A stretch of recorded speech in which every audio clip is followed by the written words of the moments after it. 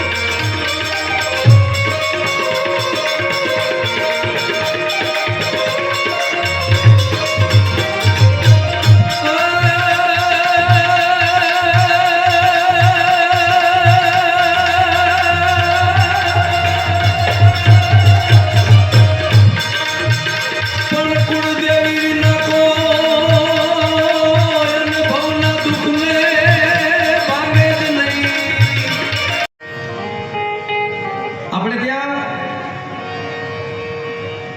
વાહની કાતરી છે એ ખોડવામાં આવે ભાગવત સપ્તાહમાં. મૃત્યુ પછી પણ જે ગ્રંથ મને તમને મોક્ષ અપાવે એવો ગ્રંથ હોય તો ભાગવત છે. એ વાહની કાતરીમાંથી એક દિવસે હાથ કાતરીનો વાહ હોય, એક દિવસે એક કાતરી છે એ ફાટે, એક દિવસે એક કાતરી છે એ ફાટતી જાય. તમે કલ્પના કરો, મૃત્યુ પછી પણ જે ગ્રંથ સાંભળવાથી મોક્ષ મળતો હોય તો જીવતા સાંભળવાથી કેટલો ફાયદો થતો હોય છે. ખબર પડવા માંડી માધ્યમથી બધું જગ જાહેર થઈ ગયું. હારાભારી ગાડી લઈ લ્યો, કોઈ હવે જોવે છે. પેલી ટ્રેન જ્યારે નીકળી ને નાના વ્હીલ માથે કારું ભમર જેવું એન્જિન ને કારો ધોવાડો ને ગોટે ગોટા કોલસાના હતા. એ નાના નાના વ્હીલમાંથી પેલી વેલી રેલવે નીકળીને અમારા માલધારીઓએ પાઘડી ઉતારી હતી કે મા કાળીનું રૂપ છે ને કે એવડા વ્હીલમાં છે એવડી લાંબી હાલે ખરી.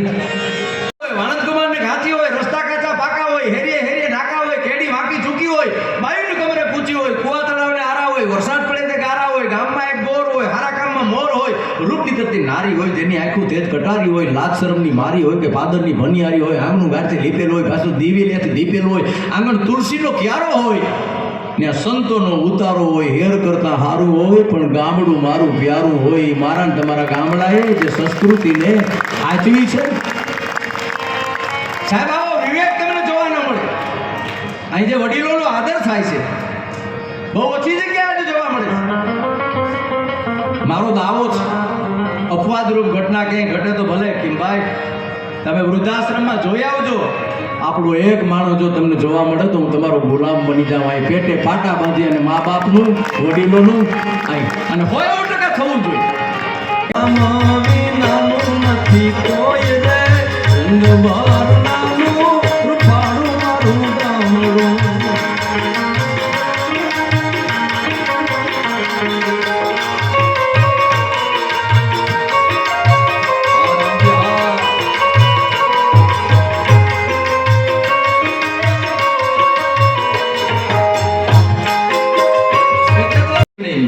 કાંઈ જાહેરાત નહીં, બસ મારા લાલાને, મારા વાલાને, મારા કાનાને, મારા ગોપાલને રીઝવવા માટે હું આવ્યો છું. કેવી લીલા છે હો. તમે વ્રજમાં જાઓ કે પ્રાચીના પીપરે જાઓ, કૃષ્ણની લીલા કેવી.